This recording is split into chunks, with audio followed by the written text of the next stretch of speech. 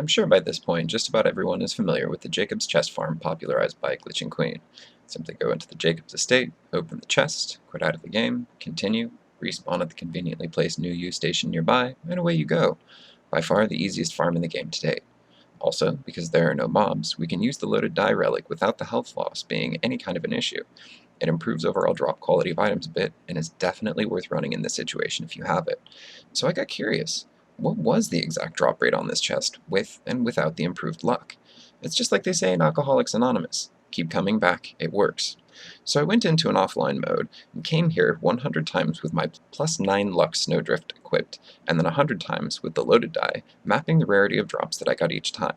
Without the loaded die, I found 12 legendaries, which worked out to about 5% of the total number of items in the chest. With it, I found 15, which worked out to about 7.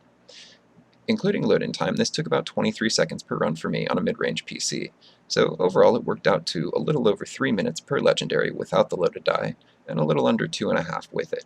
Not a bad farm for legendaries if you don't have good enough gear to kill the bosses quickly. The best way to do this is in true Vault Hunter mode with Mayhem 3 active. If you haven't beaten it yet, or can't kill the bosses effectively in TVHM, it's better in general to farm in normal with Mayhem turned up as high as you can and still clear them quickly. If you're having trouble, keep an eye on the Mayhem modifiers. Some can be pretty nasty.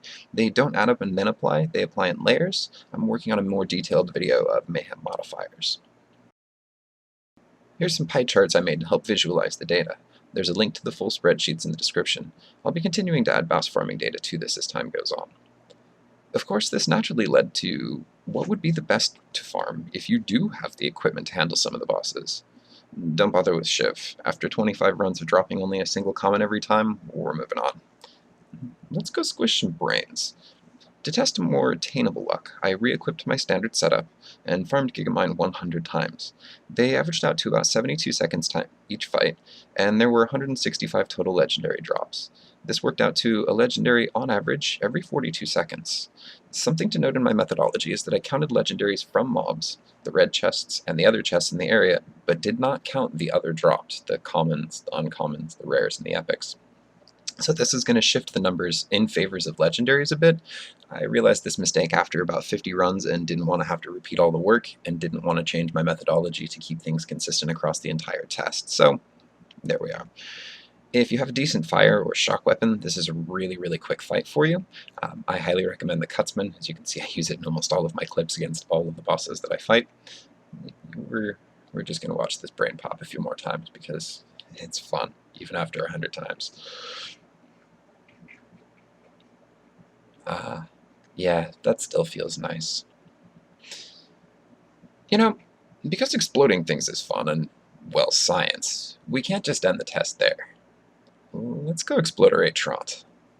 Unfortunately, I've filled my drive with all of these exploding things videos, and I didn't really have a chance to edit them down. I need to blow up more things, got the better of my trigger finger, so I went ahead and killed Katagawa Ball a bunch of times, and then get a comparison, also because I'm hunting class mods, I switched to online mode and killed Pain and Terror. Of the places that I tested, even though Traunt had the highest chance to drop legendaries, the extra time that it took to kill him more than offset the extra chance to drop the legendaries. I found, if you can instantly melt bosses, aim for one that you can kill quickly. Even if they don't drop as many legendaries per run, overall, you'll find a better average over time.